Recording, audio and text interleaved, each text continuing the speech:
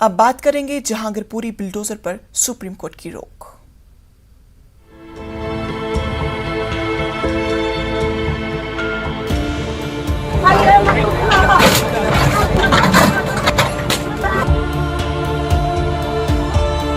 We are being identified with minority persecution and with Islamophobia.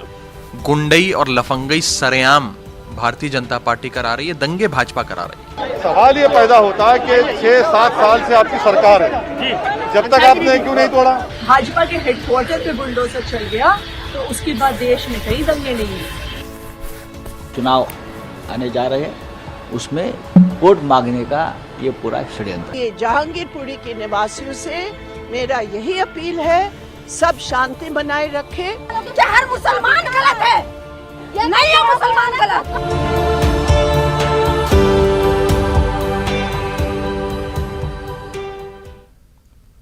Jamiatul उलमाए हिंद की अर्जीदाश्त पर समाअत करते हुए सुप्रीम कोर्ट ने जहांगीरपुरी के लोगों को बड़ी राहत दी है। अदालत ने एमसीडी की इनहदामी कार्रवाई पर 2 हफ्तों की रोक लगा दी है। सुप्रीम कोर्ट ने जहांगीरपुरी में जूं का तो मौकूफ रखने पर बरकरार रखने का हुक्म दिया है। दूसरी जानब जहांगीरपुरी में एमसीडी की इनहदामी कार्रवाई पर अपोजिशन जमातें बीजेपी को निशाना बना रही है। अपोजिशन जमातों के मुताबिक इनहदामी कार्रवाई में एक मखसूस तबके को निशाना बनाया जा रहा है।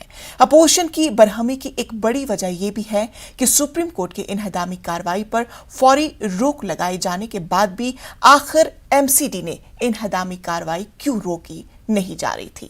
आम आदमी पार्टी, कांग्रेस हो, एमआईएम, सबका यही कहना है कि एमसीडी इलेक्शन को नजर में रखते हुए बीजेपी फिरकावाराना तशद्दुद को हवा दे रही है, जबकि बीजेपी तशद्दुदज़दा इलाकों में बुलडोजर चलाए जाने को इंसाफ से ताबीर कर रही है।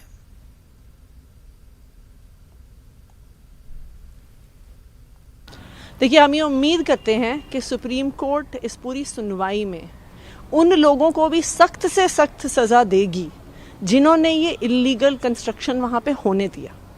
15 साल से एमसीडी में भाजपा की सरकार है, उनकी ही अगुवाई में ये सारा इल्लीगल सेटलमेंट हुआ है, इल्लीगल कंस्ट्रक्शन हुआ है। पैसे खाते हैं भाजपा के पार्षद, पैसे खा के इल्लीगल कंस्ट्रक्शन करवाते हैं और 15 साल से पैसे खा के उन्होंने दिल्ली के अनेकों हिस्सों में ये इल्लीगल कंस्ट्रक्शन करवाया है। हम उम्मीद करते हैं कि सुप्रीम कोर्ट ये इल्लीगल कंस्ट्रक्शन करवाने वालों पर भी सख्त से सख्त कार्रवाई करेगी। देखो, माननीय सुप्रीम कोर्ट का जो भी आदेश होगा उसको पूर्ण तौर से पालन किया जाएगा और हम सभी लॉ अबाइडिंग सिटीजन हैं और मैं सबसे भी यही अपील करता हूं कि जो सुप्रीम कोर्ट के आदेश का पालन किया जाए। जहांगीरपुरी मामले में सुप्रीम कोर्ट ने स्टेटस को बनाए रखे जाने के आदेश दिए हैं टिल फर्दर ऑर्डर्स, और साथ में दोनों पार्टीज हैं उनको अपनी अपनी प्लीडिंग्स कंप्लीट किए जाने के ऑर्डर जारी किए गए हैं कि अपनी प्लीडिंग्स एफिडेविट पर फाइल करें। कमिश्नर के पास पावर है, लेकिन वह सिर्फ जो मूवेबल माइनर आइटम्स होते हैं, टेबल, चेयर, लेडर वगैरह, इस चीज़ों का है। बाकी का बिल्डिंग को डिमोलिश करना है, किसी का पोजेशन है, वो उसमें रह रहा है, तो विदाउट नोटिस उसको डिमोलिश करने का कोई पावर नहीं है। मुख्तार अब्बास नकवी ने कहा कि मुद्दा बिल्डोजर नहीं, फसाद और फसादियों को रोकना है। नकवी ने कहा कि कार्रवाई कानून के मुताबिक हुई है और अपोजिशन इसको फिरकावाराना रंग देने की कोशिश कर रहा है। देखिए, मुद्दा बुलडोजर नहीं है, बलवे और बलवाइयों को रोकना है। और जो लोग मुद्दा बुलडोजर बना रहे हैं वो इस बात को इग्नोर करने की कोशिश कर रहे हैं, इस बात पे भ्रम पैदा करने की कोशिश कर रहे हैं कि कार्रवाई बलवे और बलवाइयों को रोकने की है। अब दिक्कत ये हो गई कि कुछ लोगों की आदत हो गई है कि सेकुलरिज्म का चोला और कम्युनलिज्म का झोला लेकर के कैसे भ्रम पैदा करो, कैसे भय का माहौल पैदा करो। इसलिए मैं उनको भी यही सलाह दूंगा कि भैया, प्रवोक करना प्रायोरिटी नहीं होनी चाहिए, पीस प्रायोरिटी होनी चाहिए। और अगर आप पीस को प्रायोरिटी न मान करके और प्रवोक करने को प्रायोरिटी के रूप में लेंगे तो आपका पॉलिटिकल जो हालत है वो वैसी ही होती जाएगी। एक चीज। दूसरी चीज ये कि कार्रवाई कहाँ हुई? कार्रवाई जो है वो क्या कास्ट देख के हुई, कम्युनिटी देख के हुई, कनेक्शन देख के हुई। जो लोग वहां पर पॉलिटिकल पर्यटन कर रहे हैं, जरा देख लें, वहां पर भी जो कार्रवाई बिना किसी भेदभाव के कानून के दायरे में हुई है। अब आप उस पर कम्युनल कवच पहनाने की कोशिश कर रहे हैं। इसी मामले पर कांग्रेस के राज्यसभा रुकन नासिर हुसैन ने तशद्दुद इलाकों में बीजेपी की बुलडोजर की सियासत को एक मखसूस तबके को डराने की साजिश से ताबीर किया है। हमारे साथ कांग्रेस के राष्ट्रीय प्रवक्ता और राज्यसभा सांसद नासिर हुसैन से बात करते हैं। सर, सुप्रीम कोर्ट ने आज भी जो अपनी हियरिंग दी, जजमेंट में कहा गया है कि जो स्टेटस को है वो बरकरार रहेगा जहांगीरपुर मसले को लेकर। देखिए, हम लोग डे वन से ये कह रहे हैं कि जिस तरह से ये बुलडोज़र चला के लोगों के घरें तोड़ने का एक काम कर रहे हैं, डराने धमकाने का एक काम कर रहे हैं, हम लोगों ने सवाल उठाया था कि वे कौन से रूल के तहत ये किसी की बस्तियाँ या किसी के घरें तोड़ रहे हैं। ये एक कम्युनिटी के लोगों को डराने धमकाने का जो काम कर रहे हैं, उनको पीछे ढकलने का जो काम कर रहे हैं, एक भय का वातावरण जो क्रिएट कर रहे हैं, ये किसी भी डेमोक्रेटिक सेटअप में ये कभी हम लोगों ने ना सोचा था, ना कभी हम लोगों ने सुना था। और ख़ासकर जिस तरह से एक कम्युनिटी को टारगेट कर रहे हैं, इसके पीछे एकदम इनका हिडन एजेंडा एकदम साफ है कि देश को पोलराइज करो, मेजॉरिटेरियन पॉलिटिक्स करो, और आने वाले चुनाव पे जिस तरह से पिछले चुनाव इन्होंने जीता है, उसी तरह से आने वाले चंद स्टेट्स में चुनाव होने वाले हैं और 2024 में पार्लियामेंट का चुनाव होने वाला है। तो इसी पोलराइजेशन पे, इसी डिवीजन पे वो चुनाव जीतना चाह रहे हैं। क्या अतिक्रमण हटाना किसी एक समुदाय को टारगेट करने के बराबर है? नहीं, बिल्कुल। आखिरकार क्यों होता है? कम्युनल राइट्स होते हैं। ये लोग ले जाते हैं एक जुलूस किसी ख़ास समुदाय के एरिया में जहाँ वो डेंसली पॉपुलेटेड हैं, मस्जिद के सामने हुड़दम मचाते हैं, एंटी माइनॉरिटी स्लोगन्स रहते हैं, एंटी माइनॉरिटी गाने रहते हैं, भाषण होते हैं, तलवारें और लाठियाँ लेके जुलूस में जाते हैं, प्रोवोक करते हैं। उसके बाद पता नहीं अचानक कहाँ से स्टोन पेल्टिंग होती है, उसमें कई एंगल से वीडियोस आते हैं, उसके ऊपर देश भर में डिबेट होता है। फिर अचानक जो है वहाँ की भाजपा की सरकार बुलडोज़र लेके उस एरिया में जाती है, तोड़ फोड़ करती है। जब सवाल उठता है तो कहती है कि फिर ये एंक्रोच प्रॉपर्टी थी। तो एंक्रोच प्रॉपर्टी थी तो पहले करना चाहिए था, कम्युनल राइट्स होने के बाद में क्यों करते? और ये पैटर्न जिस तरह से पूरे देश भर में देखने को मिल रहा है, एकदम साफ है कि देश को धर्म के नाम पे बांटना चाहते हैं, पोलराइज करना चाहते हैं और चुनाव जीतना चाहते हैं, क्योंकि इनको पता है जो असली मुद्दे हैं उसके ऊपर ये कभी चुनाव जीत नहीं पाएंगे। एक आखिरी सवाल है, जेसी कहा था कि जिस तरह से वहाँ पे पहले उत्तर प्रदेश शुरू हुआ, उसके बाद मध्य प्रदेश गया, अब दिल्ली पहुँच गया, तो आपने जैसा बताया क्या उनका टारगेट सिर्फ एक समुदाय को लेकर ही है कि उनको डराने धमकाने के लिए ही इसका इस्तेमाल किया जा रहा है? देखिए, ये यही है ना, कभी मुसलमानों के ख़िलाफ़, कभी ईसाइयों के ख़िलाफ़, कभी दलितों के ख़िलाफ़, कभी पिछड़ों के ख़िलाफ़, कभी किसानों के ख़िलाफ़, जिस तरह से ये टारगेट करके एक भूमिका बनाते हैं और पूरे देश में पोलराइज करने की राजनीति ये लोग करते हैं। इससे एकदम साफ है कि जो है मेजॉरिटेरियन पॉलिटिक्स को इसको ज़िंदा रखना चाहते हैं। ये एक तरफ कहते हैं कि किसी पार्टी जो है, कांग्रेस को कभी कहते हैं, किसी और पार्टी कहते हैं कि माइनॉरिटी का अपीसमेंट है, और इससे एकदम साफ दर्शाता है किसका अपीसमेंट करना चाहते हैं, किसको खुश करना चाहते हैं और किस तरह का पोलराइजेशन ये चाहते हैं। हम लोग बार बार ये कह रहे हैं कि जन के जो मुद्दे हैं, जो जन से जुड़े हुए मुद्दे हैं, इकोनॉमी की बात है, जॉब्स की बात, सुरक्षा की बात है, जीडीपी की बात है, हमारे एक्सपोर्ट्स की बात है, इंडस्ट्रियलाइजेशन, इंडस्ट्रियल और एग्रीकल्चर प्रोडक्शन की बात है, कहीं पे भी जो हॉलम इनका कोई कहीं पे भी ये अच्छा नहीं कर पा रहे हैं। हर जगह इनको जो है इन तमाम चीज़ों पे पीछे रह गए। इससे इनको ये लग रहा है कि इन मुद्दों के ऊपर चुनाव जीत नहीं सकते, इसीलिए पोलराइज करो, चुनाव जीतो। न्यूज़ से बातचीत के लिए शुक्रिया। वीडियो सोनू मंडल के साथ रवि सिसोदिया, न्यूज़ 18 दिल्ली। कांग्रेस का वफ्द अजय माकन की क़यादत में जहांगीरपुरी का दौरा करने वाला था। वफ्द को जहांगीरपुरी के मुतासरीन से मिलने की इजाजत नहीं दी गई, उन्हें रोक दिया गया। गांधी जी की आत्मा को छलनी किया गया है, उजाड़ा गया है। हम उसके खिलाफ आज पीड़ितों से मिलने जा रहे हैं और लौट करके सोनिया जी को रिपोर्ट सबमिट करेंगे और उसके बाद पार्टी आगे की कार्यवाही निर्धारित करे। मुद्दे को लगातार बनाना चाहती हैं। आखिर दिल्ली को शांत क्यों नहीं देखना चाहते? सवाल ये उठता है कि एक तरफा कार्रवाई करते हो आप, लोगों को जो अधिकार कानून में दिया है, चाहे वो रेहड़ी पटरी का कानून है, चाहे मकान तोड़ने का, बुलडोजर भेजने का कानून है, आखिर कैसे डीएमसी एक्ट का उल्लंघन किया गया? इतने मुकदमे और मसले पेंडिंग है, वहां जाने की बजाय बुलडोजर वहां आता है जहां मामला सेंसिटिव है, जहां शांति कायम करने के लिए प्रयास किए जा रहे हैं, वहां बुलडोजर भेजना। गृह मंत्री के दरवाजे खुले हुए हैं, गृह मंत्री के साथ एलजी के दरवाजे बीजेपी के नेताओं के लिए खुले हुए हैं। तो सवाल आज ये है कि बीजेपी देश चलाना चाहती है, सरकार देश चलाएगी?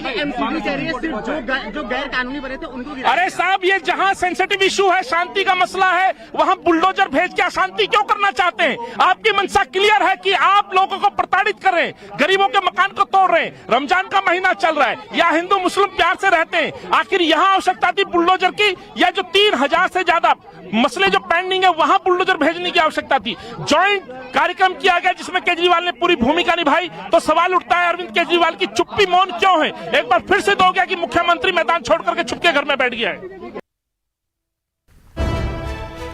बेहद मायूसकुन खबर, मारूफ कवाल गुलाम साबिर निजामी का दिल्ली में इंतकाल हुआ। काफी अरसे से बीमार चल रहे थे। आज सुबह 8 बजे करीब आखिरी सांस ली है। शुगर समेत कई बीमारियों में मुब्तला थे गुलाम साबिर निजामी साहब। दिल्ली गेट कब्रिस्तान में उनकी तदफीन हो गई। बेहद मायूसकुन खबर आपको बता रहे हैं। मारूफ ख्वाल गुलाम साबिर निजामी का दिल्ली में इंतकाल हुआ। काफी अरसे से वो बीमार थे। आज सुबह 8 बजे के करीब उन्होंने आखिरी सांस ली। शुगर समेत कई बीमारियों में मुब्तला थे। दिल्ली गेट कब्रिस्तान में उनकी तदफीन की जाएगी।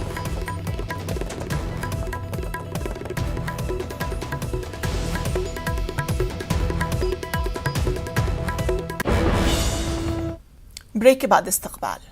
जम्मू कश्मीर के जिला बारामुल्ला के एनकाउंटर में एलईटी का सरकर्दा कमांडर यूसुफ कांट्रो हलाक हो गया है। आईजीपी कश्मीर ने एलईटी कमांडर की हलाकत बड़ी कामयाबी से ताबीर किया है। पुलिस के मुताबिक एनकाउंटर में अभी तक कांट्रो समेत 2 मिलिटेंट हलाक हो गए हैं। मजीद 2 से 3 मिलिटेंटों के मौजूद होने का खदशा भी जाहिर किया जा रहा है। पुलिस का कहना है कि यूसुफ एसपीओ, इसके भाई और एक जवान के कत्ल में मुलव्वस था। आज सुबह मिलिटेंटों और सिक्योरिटी फोर्सेस के दरमियान उस वक्त एनकाउंटर शुरू हुआ जब सिक्योरिटी फोर्सेस को यहां मिलिटेंटों के छुपे होने की इतला मौसूल हुई थी। सिक्योरिटी फोर्सेस ने इतला मिलते ही इस इलाके को मुहासरे में लिया। इस ऑपरेशन में 4 फौजी जवान और एक पुलिस एहलकार जख्मी हुए हैं। इलाके में ऑपरेशन और फायरिंग का सिलसिला अभी भी जारी है।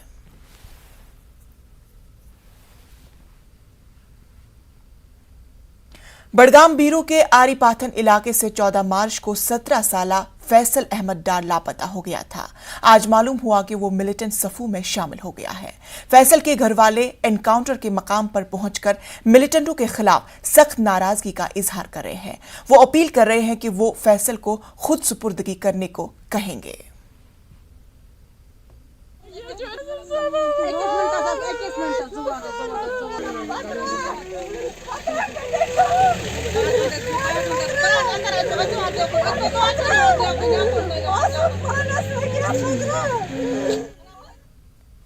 रवां बरस वादी कश्मीर को मार्च और अप्रैल में बारिश की रिकॉर्ड कमी का सामना करना पड़ा। इस खुश्क मौसम में आज लोगों को कुछ राहत मिली।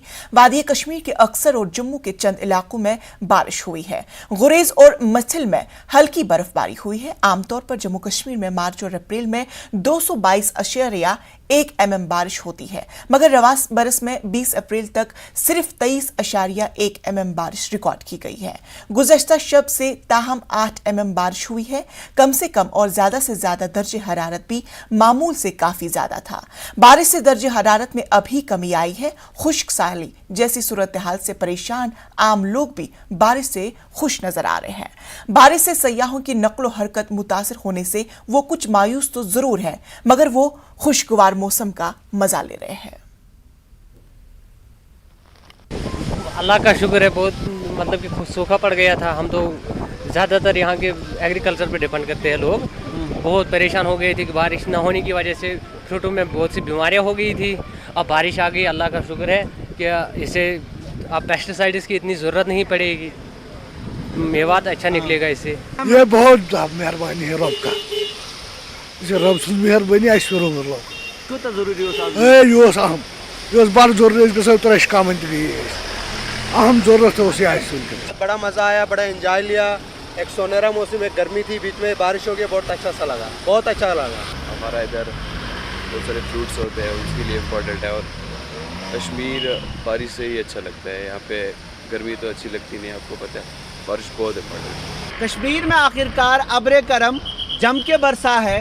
लोग शादमान हैं क्योंकि इसे खेत खलियानों, बाग बगीचों, झील झरनों और वादियों की शादाबी बरकरार रहेगी, फलों का जायका रहेगा और फूलों की महक। इस बार कश्मीर में काफ़ी कम बारिश हुई थी। मार्च और अप्रैल के महीने में जो बारिश मामूल के मुताबिक होती थी, उससे 90%, तकरीबन 90% बारिश कम हुई थी। ये जो बारिश है, इससे लोगों में खुशी है और उम्मीद करते हैं कि अब जो खुश्क साली का सिलसिला है वो ख़त्म होगा। जहांगीर अजीज़ के साथ शब्बीर अहमद, न्यूज़ 18 श्रीनगर। उधर बांडीपुरा में सुबह से जारी शदीद बारिश के बीच गुरेज के कुंजरवन इलाके में ताजा बर्फबारी का सिलसिला शुरू हुआ है। मकामी लोगों के मुताबिक इस सरहदी खत्ते में आज सुबह से हल्की बर्फबारी का सिलसिला शुरू हुआ है। इस वजह से इलाके में ठंड काफी बढ़ गई है। उधर राजदान टॉप पर भी ताजा बर्फबारी की इतला मौसूल हुई है। कल से यहाँ पर बारिश जो है वो शुरू हुई है। आज सुबह से यहाँ पर बर्फबारी जो है वो हल्की हल्की शुरू हो चुकी है। ठंड काफ़ी बढ़ चुकी है। हमने फिर से घरों में बुखारी जलाना शुरू कर दिया है। हम यही समझते थे शायद इस साल रोड जल्दी खुल गया, मौसम साफ है, बर्फ़ नहीं है तो बाहर आ गई, मगर ये हम नहीं जानते थे कि गुरेज में जो विंटर है वो अपना टाइम बराबर लेता है। मध्य प्रदेश के खरगोन में 10 अप्रैल को हुए फिरकावाराना तशद्दुद के बाद हालात अब पूरी तरह से जहां साजगार हो गए हैं, वहीं हुकूमत के जरिए वीडियो फुटेज की बुनियाद पर शरपसंद अनासर के खिलाफ कार्रवाई जारी है। पुलिस इंतजामिया के जरिए अब तक 154 लोगों के खिलाफ कार्रवाई की गई है, जिनमें से 2 लोगों के खिलाफ NSA भी लगाया गया है। हुकूमत के जरिए की जा रही कार्रवाई को कांग्रेस ने तनकीद का निशाना बनाया। कांग्रेस ने हुकूमत की कार्रवाई पर सवाल खड़े करते हुए कहा कि घरों को गिराने का किसी को भी हक नहीं। खरगोन के अंदर वीडियो फुटेज जो आए हैं, उन वीडियो फुटेज के अंदर लोग पहचाने जा रहे हैं। अभी तक 154 लोग कुल गिरफ्तार हुए। 2 लोगों पर रासुका की कार्रवाई की है। जो विजुअल फुटेज आए हैं उनमें ये साबित हुए हैं। एसपी साहब पर जो गोली चलाई थी वो व्यक्ति भी पहचान लिया गया है।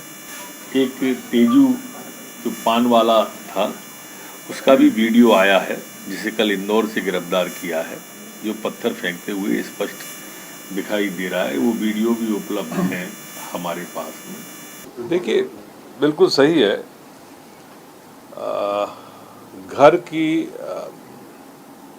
घर की राइट एक कॉन्स्टिट्यूशनल राइट है, जिसमें जो सुप्रीम कोर्ट ने कहा है, उसको एक्वायर करना, तोड़ना किसी का भी हक नहीं है। और यदि आपको कोई ऐसी बात आती है, कोई बहुत ही ज़्यादा कोई जुर्म किया हो और आप उसको तकलीफ लाना चाहते हैं तो सील कर दीजिए। सुप्रीम कोर्ट ने उचित निर्णय लिया है और कानून हर आदमी के लिए बराबर है। शनिचर की रात कर्नाटक के हुबली में पेश आए तशद्दुद के वाक़े पर गौर खोज के लिए बंगलुरु की सिटी जामा मस्जिद में एक अहम मीटिंग हुई। अखिल कर्नाटक मोहम्मदिया विदेकी और मस्जिद तलहा कमेटी के नुमाइंदों ने इस मसले पर मौलाना मकसूद इमरान रिशादी से मुलाकात की।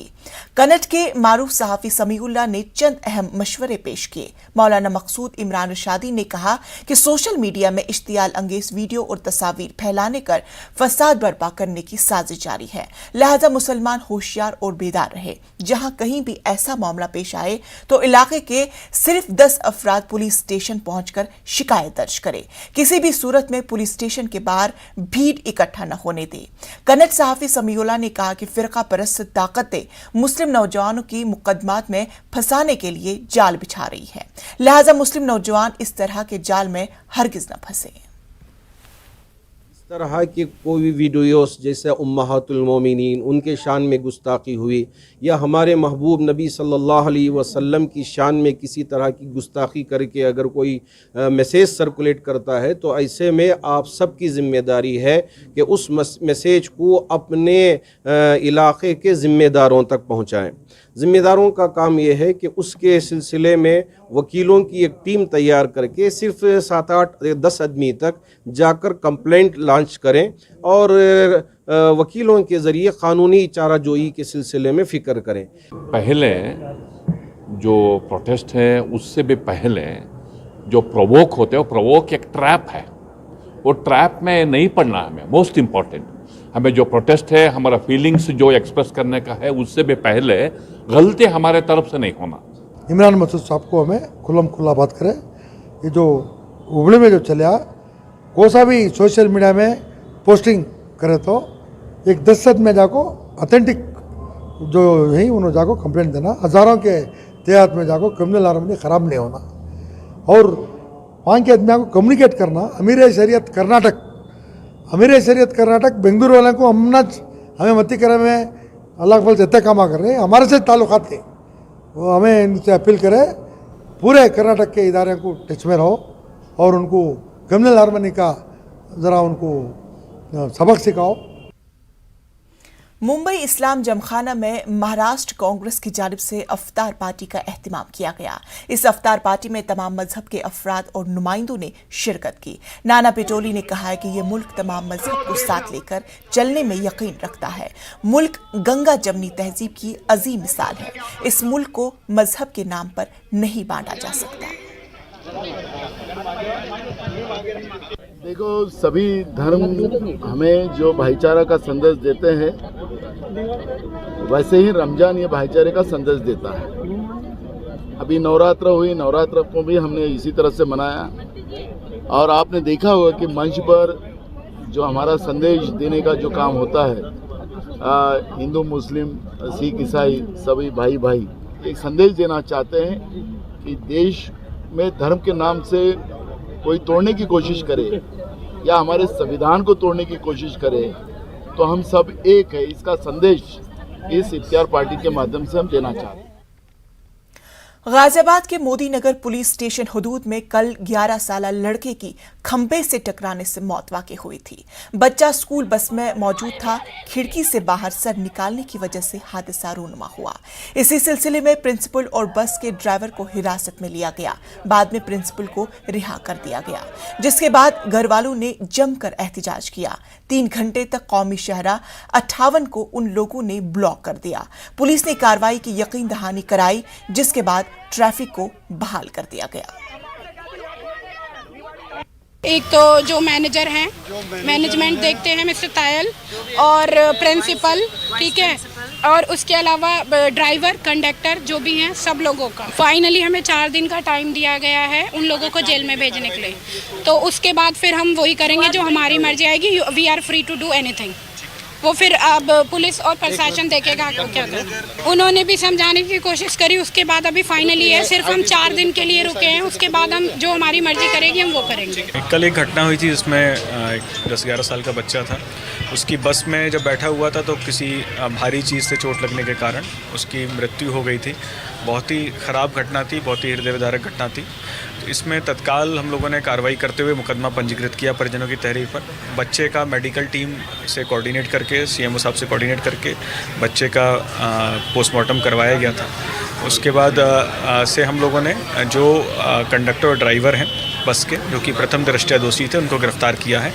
अन्य जिन लोगों के भी इन्होंने नाम लिख के दिए थे, अभी हम साक्ष्य संकलन कर रहे हैं और अपनी कार्रवाई हमारी जारी है। अभी कार्रवाई ख़त्म नहीं हुई है। जिसका इसमें दोष निकलता आएगा हम उसके विरुद्ध कठोर कार्रवाई करेंगे और जो भी दोषी होगा हम उसको जेल भेजेंगे और कठोर से कठोर कार्रवाई उनके विरुद्ध हम लोग करेंगे। रूस ने मशरकी सन्नती मरकज पर कंट्रोल हासिल करने के लिए हमले तेज कर दिए हैं, जिसकी वजह से यूक्रेन के शहर मारियोपोल से हजारों लोग जाने के लिए मजबूर हो गए हैं।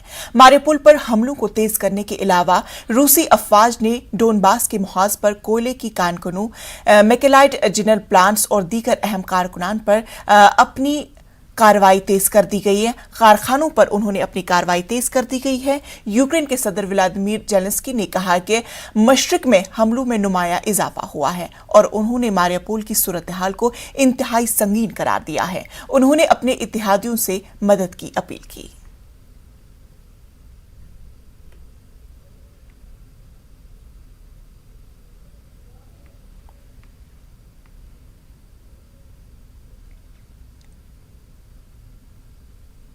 खबरों में फिलहाल इतना ही। मुझे दीजिए इजाजत, लेकिन आप देखिए न्यूज़ 18 उर्दू।